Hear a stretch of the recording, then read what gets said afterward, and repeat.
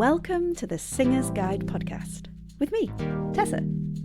This is the show for ambitious singers who want more than just scales and song practice. We'll talk about the things regular singing lessons don't always have time to cover.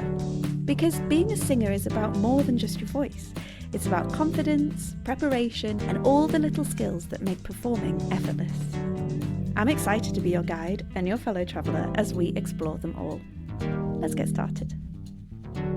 Hello and welcome to the Singer's Guide podcast. We are in season 2 and I am so excited because this season I'm interviewing fellow singing teachers and vocal coaches to ask them one particular question, which is, if there was one thing that you wish singers knew, what would it be? And I already know that I'm setting them up a little bit because one thing it's like a really hard thing to narrow down, but I'm doing it anyway. And the conversation this episode is with Heather Baker. She is at The Singing Teacher on socials. Her website is thesingingteacher.biz. She is a founder member of the IVA, which is the Institute of Vocal Advancement, which is a company that trains singing teachers. They have lots of great courses. She also has a master's in vocal pedagogy, which is where I know her from.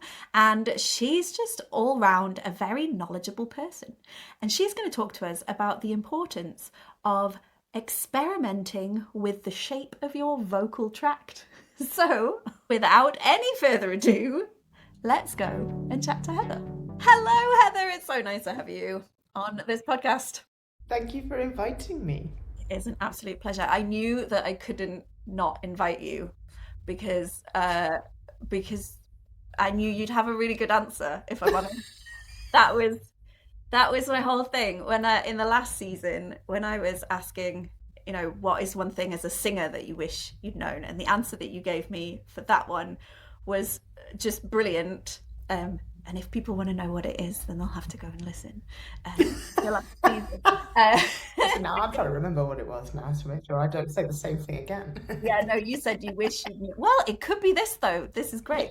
But you said that you wish you had known then that your voice could have been improved. Like the voice that you had wasn't the voice that you had, and that was that. And it was actually a skill that you could build on. And I thought that was a really great answer, so no pressure. But I've got another question for you. And the question now is from like a singing teacher perspective, which is, if there were only one thing that you would like all of the singing students that you work with to know, and I granted that is a ridiculous premise because just one thing, but like, what's the one thing? What's the one thing that you wish singers knew? Oh, God. Sorry. One thing is really hard. I know. Only because voices are very individual. And what I do is very much, I would describe myself as a vocal technician. I am helping people work their voices. So in order to boil it down to one thing, I have to think about what is the one thing that I work on with everybody.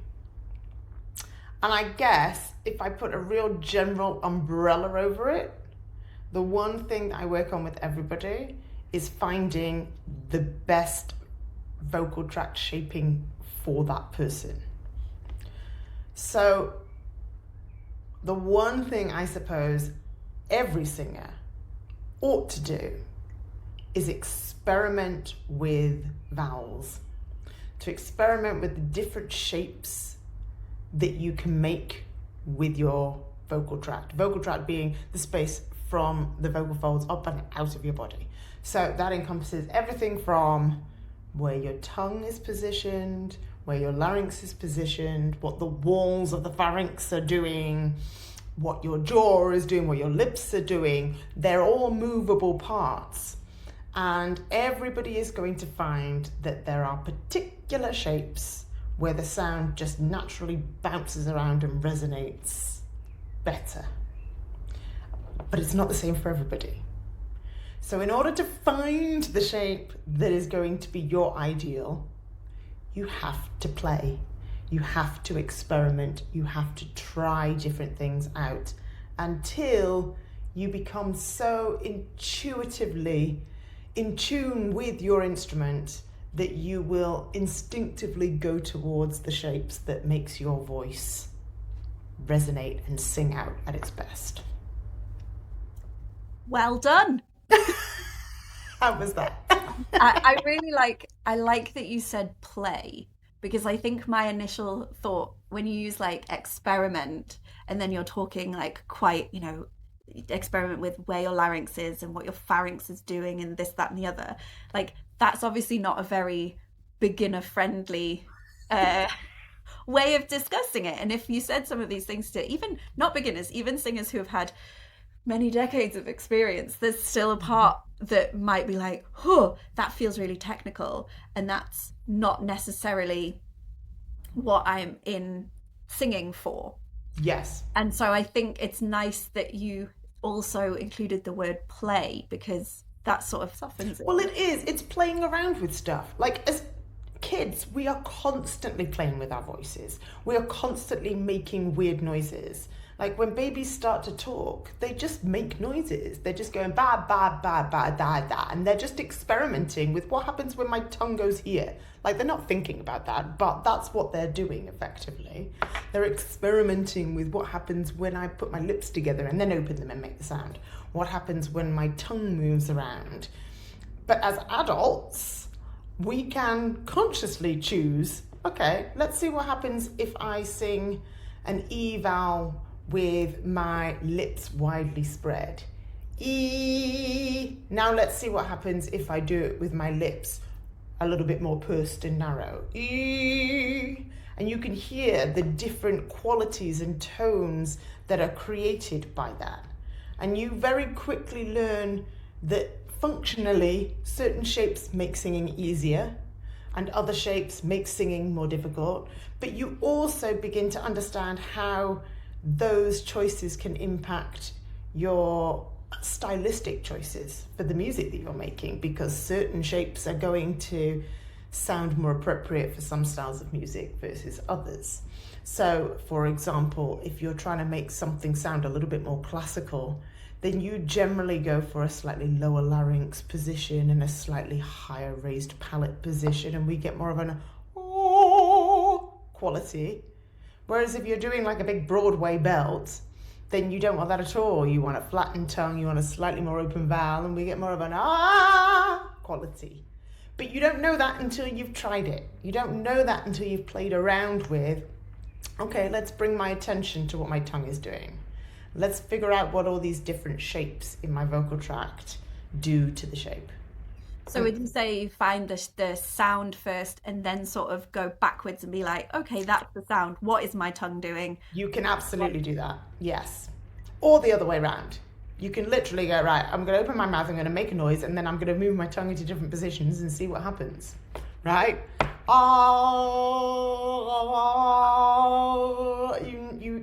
You hear instantly when the sound gets a little bit deadened by the tongue position and when suddenly the sound comes out freely. And do you find, so obviously as singers, when you're playing that, you don't, when you are playing, you don't have that same oral recognition. So do you think it's easier to do that, I don't know, being like filming yourself do it or having a teacher there, or does it matter how it sounds out there if it feels like it sounds better? Do you know what I mean? Depends on your goals, I guess. If you want to sing in front of people, you generally want it to sound good to the people you're singing to. So, yes, recording it and listening back is a big component of that, because you're right, you're not hearing it accurately on the inside. So yes, recording and listening back to it is always a really key part of vocal development, because then you can hear even more clearly which sounds really kind of make you sound at your best and which ones maybe don't.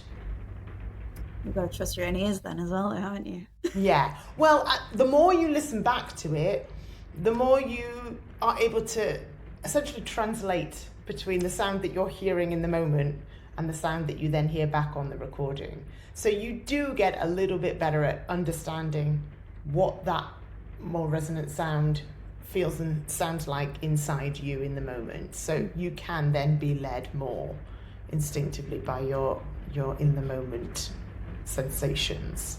Yeah. I'm thinking of like some students who I've worked with, some singers who are like, oh, but no, I think that sounds really shouty. And I'm like, Mm. no, it doesn't sound shouty. And so sometimes just if it's a new sound and maybe it like, I don't know, links into some sort of past experience that makes you feel a little vulnerable or whatever, like you've been told you're too loud or whatever, and you're like, oh no, that sounds shouty.